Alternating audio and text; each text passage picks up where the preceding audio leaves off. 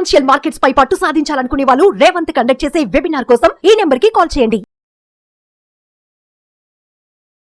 నమస్తే, welcome to Suman TV. నేను విష్ణు. ప్రస్తుత పాటు amphi registered mutual fund distributor wealthy Chakradhar గారు ఉన్నారు. వారితో మాట్లాడదాం.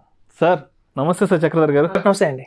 సార్ చక్రధర్ గారు, ఇప్పుడు మనకి మ్యూచువల్ ఫండ్స్ లో రెండు రకాల ఇన్వెస్ట్మెంట్ మోడ్స్ ఉన్నాయి. ఒకటేమో డైరెక్ట్, రెండేమో రెగ్యులర్. సరే, ఈ రెగ్యులర్ మంచిదా డైరెక్ట్ మంచిదా అనేది ఎవరి అభిప్రాయాన్ని బట్టి ఉంటుంది. ఎవరికి ఏది ఇష్టమో అది ఇన్వెస్ట్ చేసుకుంటారు. బట్ నేను మొన్న ఒక ఆర్టికల్ చదివాను, ఈ మధ్య చాలామంది డైరెక్ట్ నుంచి రెగ్యులర్ ఇన్వెస్ట్మెంట్ మోడ్లోకి షిఫ్ట్ అవుతున్నారు, స్విచ్ ఆన్ అవుతున్నారు అంటే కూడా ఒక ఆర్టికల్ చదివాను ఒక బిజినెస్ మ్యాగజైన్లో. సో ఏంటంటారు ఈ మార్పు, ఎందుకు వచ్చింది ఈ మార్పు? యాక్చువల్గా ఏంటంటే మీకు నిజంగా ప్రాక్టికల్ కూడా జరిగింది అది. ఓకే, ఆర్టికల్ మనం చదివింది ఒకటి, మనం ప్రాక్టికల్ గా జరిగింది. మన రాఖీ పండుగ జరిగింది. సో రాఖీ పండుగ రోజున బావగారు అక్క కలిశారు కట్టడానికి. సో అక్కడ ఏంటంటే మనకి బావగారు బావమది కలిసినప్పుడు జనరల్ గా డిస్కషన్ వస్తుంది దేని దాని మీద లంచ్ టైంలో. సో లంచ్ చేస్తున్నప్పుడు బావమది అడిగాడు బావగారిని, బావగారు మీరు పెడుతున్నారు మ్యూచువల్ ఫండ్స్ లో అంటే, పెడుతున్నానమ్మా 2-3 ఏళ్ళ నుంచి పెడుతున్నా అని చెప్పాడు. అయితే ఎలా ఇన్వెస్ట్ చేస్తున్నారు అంటే, నాకు ఒక అడ్వైజర్ ఉన్నాడు, అతని దగ్గర ఇన్వెస్ట్ చేస్తున్నాను అని చెప్పారు. అప్పుడు అంటే నా బావమరిది అన్నాడు, అదేంటి బావగారు అలా అడ్వైజర్ ద్వారా చేయకూడదు, మీరు చేస్తే ఎక్స్పెన్స్ ఎక్కువ ఉంటుంది, చాలా నష్టం జరుగుతుంది, లాంగ్ రన్ లో ఇంకా పెద్ద నష్టం జరుగుతుంది అని చెప్పాడు.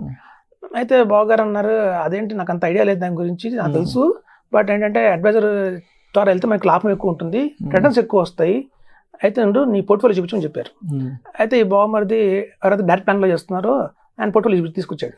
తీసుకొస్తే అందులో quant small cap, Nippon India small cap, SBI index funds, ETF funds రకరకాలుగా ఉన్నాయి, కొన్ని మ్యానుఫ్యాక్చరింగ్ ఫండ్స్ అని ఏవో ఉన్నాయి. సో మొత్తం సిఏజర్ చూడు అన్నాడు. చూస్తే 29% దాకా ఉంది.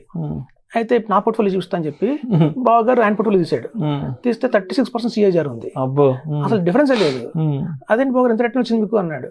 అవును, నా దగ్గర ఫండ్స్ చూడు అన్ని, అందులో ఎస్బీఐ లేదు, క్వాంట్ లేదు, చెప్పి నిప్పాన్ లేదు, ఆ ప్లేస్ లో Bandhan, Edelweiss, Mahindra money life ఇట్లాంటివన్నీ ఉన్నాయి.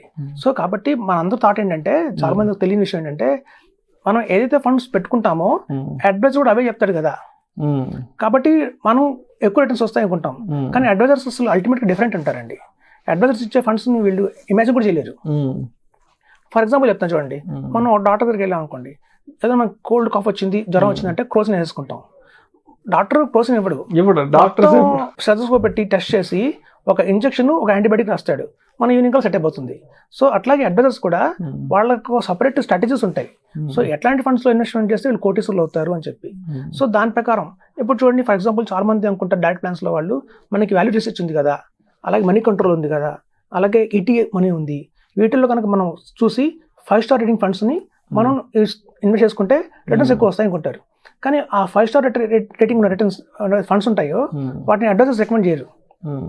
బాంబేలో ఎవరైతే నెంబర్ 1 అడ్వైజర్ ఉన్నాడో ఆయన ఒక ఫండ్ రికమెండ్ చేస్తాడండి, నేను చెప్తాను, డిఎస్పీ స్మాల్ క్యాప్ రికమెండ్ చేస్తాడు ఆయన. సో డిఎస్పీ స్మాల్ క్యాప్ అని మీరు గూగుల్లో కొట్టండి, ఇవాళ మనీ కంట్రోల్ 1 స్టార్ రేటింగ్ ఇచ్చింది, వాల్యూ రీసెర్చ్ 1 స్టార్ రేటింగ్ ఇచ్చింది, ఈటీ మనీ కూడా 1 స్టార్ రేటింగ్ ఇచ్చింది. సో ఎవరు 5 స్టార్ రేటింగ్ ఇవ్వని ఫండ్ ని ఒక టాప్ మోస్ట్ అడ్వైజర్ బాంబేలో రికమెండ్ చేస్తాడు. సో ఆయన ఉద్దేశం ఏంటంటే, ఇవాళ 5 స్టార్ కాదు ఉండాల్సింది, నువ్వు తీసుకున్న నాటికి ఎప్పుడైతే 2035 లో విత్డ్రా చేస్తావో, 2040 లో నువ్వు తీసుకుంటావో ఆ రోజు 5 స్టార్ ఉండాలి. ఈ రోజు 5 స్టార్ ఉంటే లాభం లేదు. సో కాబట్టి డైరెక్ట్ ప్లాన్స్ లో వాళ్ళందరికీ తెలియక, ఇట్లాంటివన్నీ మెడికల్ తెలియక, ప్రాపర్ గా ఎక్స్పీరియన్స్ లేక వాళ్ళు కోల్పోతున్నారని చెప్పొచ్చు. ఇప్పుడు డైరెక్ట్ ప్లాన్ లో ఏంటంటే మనకి చాలా వెల్త్ క్రియేట్ అవుతుందండి. వెల్త్ క్రియేట్ అవుతుంది, 1 crore వస్తుంది, కానీ ఆ 1 crore ఒక 15 years తర్వాత చూస్తే దాని వాల్యూ 35 lakhs ఉంటుంది. దాన్ని మనం ఎస్డబ్ల్యూపీ కింద మారిస్తే మనకి నెలకు వచ్చేదంతా అంటే చాలా తక్కువ, 18,000 వస్తుంది.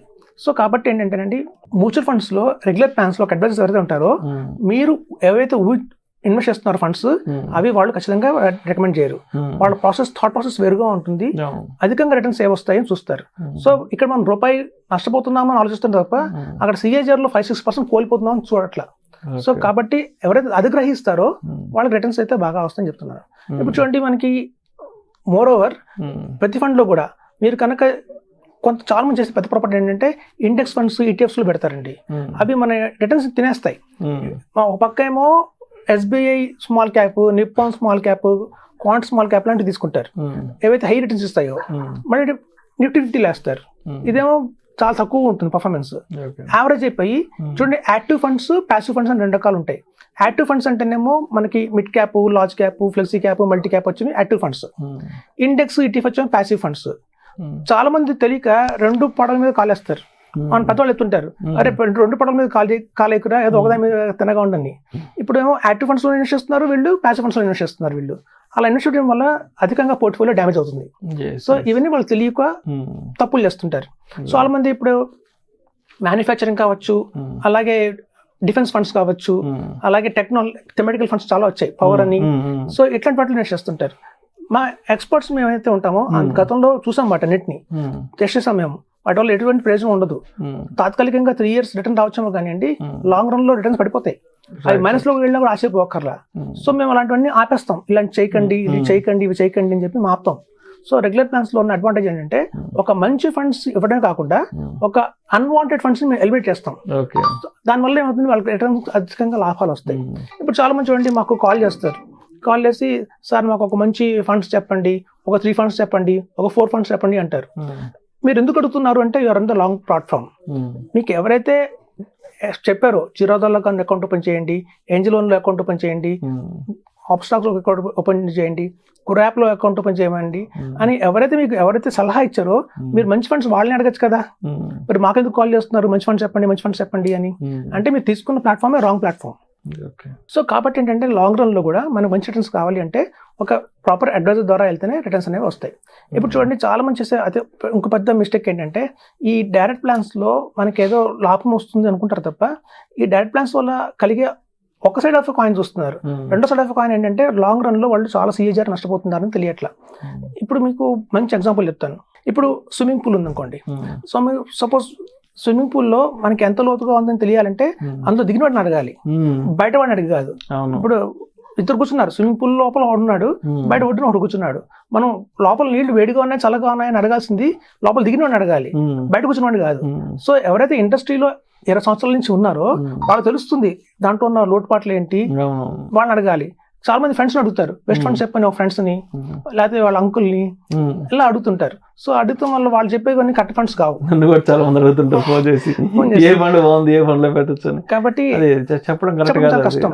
ఇప్పుడు చూడండి మాకు రోజు 3-4 calls వచ్చిన సందర్భాలు ఉన్నాయి. సండే సాటర్డే అయితే ఆల్మోస్ట్ 30 calls వస్తాయి, సార్ మంచి ఫండ్ చెప్పండి అని. ఇప్పుడు ఒక పేషెంట్ అపోలోలో అడ్మిట్ అయ్యాడు అనుకోండి, అపోలోలో అడ్మిట్ అయిన పేషెంట్ యశోద హాస్పిటల్కి ఫోన్ చేసి అక్కడ డాక్టర్ అడగకూడదు, సార్ నేను అపోలో అడ్మిట్ అయ్యాను మీరు మంచి చెప్పండి అని. సో ఏ హాస్పిటల్ అడ్మిట్ అయ్యామో ఆ డాక్టర్ని అడగాలి. సో ఇక్కడ ఏంటంటే జరిగేది పొరపాటు ఇదేనండి యాక్చువల్గా. సో ఎప్పుడు కూడా మనం ప్రాపర్ గా మంచి అడ్వైజర్ తీసుకొని వాళ్ళ ద్వారా వెళ్తే మనకు నిజంగా వెల్త్ క్రియేట్ అవుతుంది.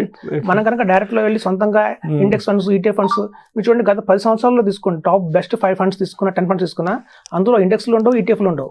సో కాబట్టి ప్రాపర్గా ఇన్వెస్ట్మెంట్ చేస్తే మాత్రం మంచి రిటర్న్స్ వస్తాయని చెప్తున్నాను. Thank you sir, thank you so much Chakradhar గారు. డైరెక్ట్కి రెగ్యులర్కి ఉన్న డిఫరెన్స్ ఏంటి, దేంట్లో చేస్తే ఎటువంటి బెనిఫిట్స్ ఉన్నాయి, దేంట్లో చేస్తే ఎటువంటి ఇబ్బందులు ఉంటాయి భవిష్యత్తులో, దాని గురించి చాలా చక్కగా తెలియజేశారు. మధ్యలో మంచి మంచి ఎగ్జాంపుల్స్ కూడా ఇచ్చారు, టాపిక్ క్రిస్టల్ క్లియర్గా అర్థం కావడానికి కూడా. Thank you sir, thank you so much. Thank you అండి.